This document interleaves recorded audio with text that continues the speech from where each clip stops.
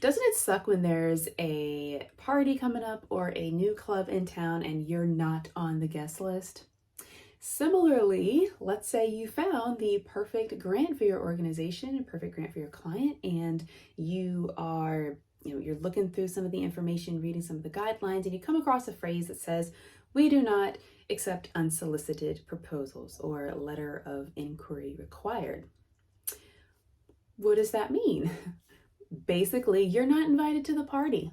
You need an invitation. You just can't show up and start dancing, unfortunately. So in today's video, we're going to be talking about letters of inquiry, or LOIs, how to put one together that is compelling, well-structured, and has all of the necessary information that grant funders are looking for so that you can join the grant funding party. Let's dive in.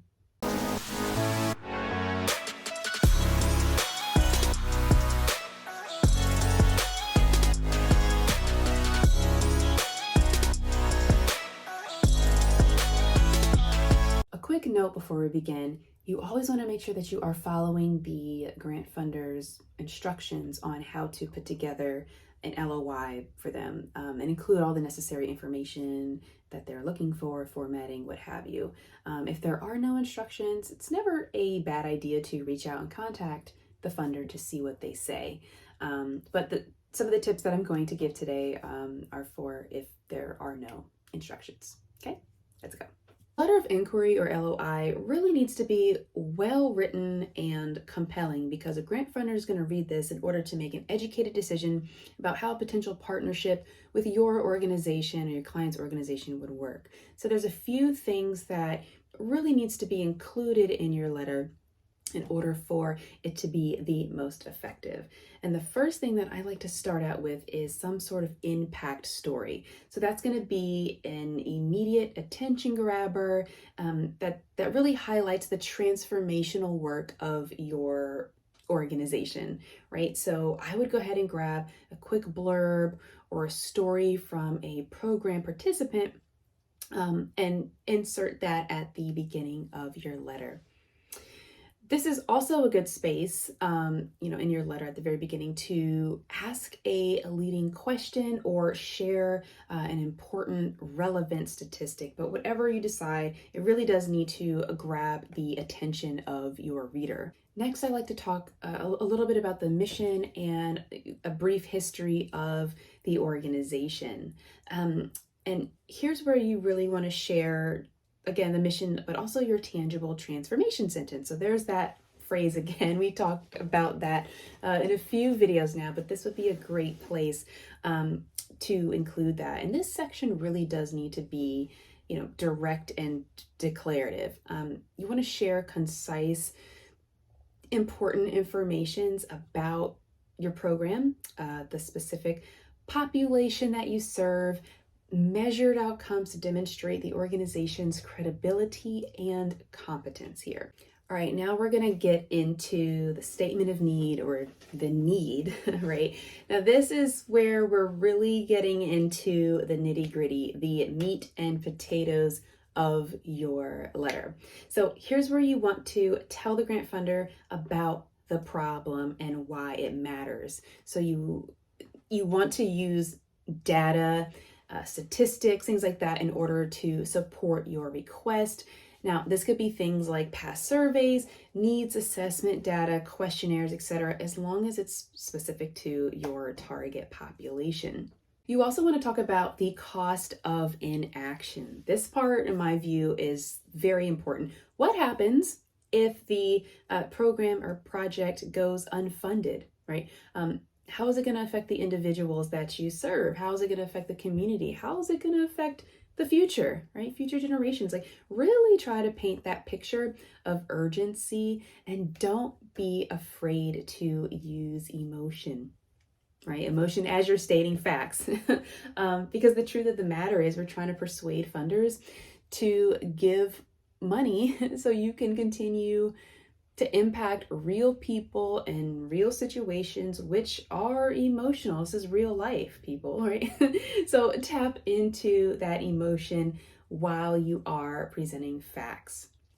But you don't want to leave it there. You can end this section by talking about what could be achieved if the program or project was successful. All right, so for the next section, I like to get a little more in depth, explaining about the program or project and add in some measurable goals and objectives. So I want to talk about how the organization is going to meet these objectives and goals, and also show some of the strength of the program or project implementation. I think that's very important, giving the grant funder a little snippet of how you are going to get this done. I also think it's okay to add in bullet points in this section just to kind of break things up a little bit. It's totally fine. Here you can also add in a little bit of a budget snapshot with the amount of the money that you are requesting, as well as a little bit more about how the money will be used. Finally, you can end your letter by restating your goals and the problem that your organization is solving.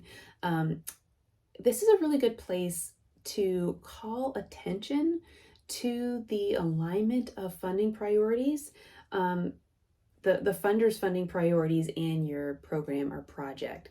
And last, I would ask for an invitation to apply and invite the funder to contact you should they need a little more information. Don't be afraid to ask for the invite. I don't know, sometimes I think we just kind of stay, okay, here it is, and leave it at that. Like, no, don't be scared to ask to join the party. So to recap, begin with an impact story that highlights the transformational work of your organization. Share your mission and a brief history, including what you do and who you serve.